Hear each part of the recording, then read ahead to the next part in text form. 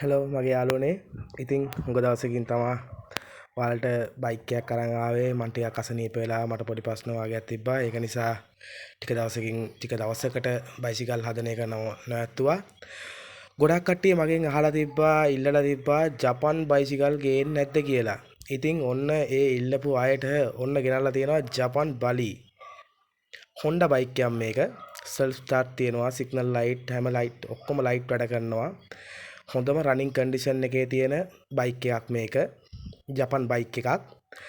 මේකේ tyre size එක සාමාන්‍ය ස්කූටර් වලට ටයර් සයිස් එකම තමයි. ගොඩක් ජපන් බයිසිකල් වල ටයර් හොයාගන්න අමාරු වෙන පොඩි ප්‍රශ්නයක් තියෙනවා. මේකට එහෙම නෑ. මේකට ස්පෙයා පාර්ට්ස් තියෙනවා.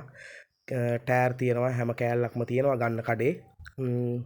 හොඳ බයික් එකක්. මේක දෙන්නෙක් දාලා ඕන කන්දක් අදින්න පුළුවන්. ඕන දුරක් යන්න පුළුවන්. හොඳට තෙල් වැඩ කරනවා බයික් එක. Signal light, head light, brake light ඒ සියල්ල වැඩ කරනවා. හොඳම කන්ඩිෂන් එකේ තියෙන සුපිරි බයික් එකක් මේක. ඉතින් මේ වගේ බයික් එකක් සාමාන්‍යයෙන් ඔයාලා දන්නවත් ඇති, දැකලත් ඇති. සාමාන්‍ය 2.10ක් 2.20ක් 2.50ක් අතර තමයි මේ බයික් එකේ මාකට් එක යන්නේ. ඉතින් ඔයාලා දන්නවා මම හැමදාමත් ඔයාලට අඩුවට බයිසිකල් දෙනවා කියලා.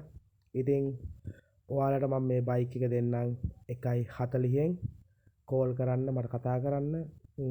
තව පොඩ්ඩක් ගාන හෙට මෙහෙට කරලා ඕනනම් මට ඉල්ලීමක් කරන්න. මම ඔයාලට ඒක කරලා දෙන්නම්. අපි හැමදාම ජීවත් වෙන මිනිස්සු නෙමෙයි.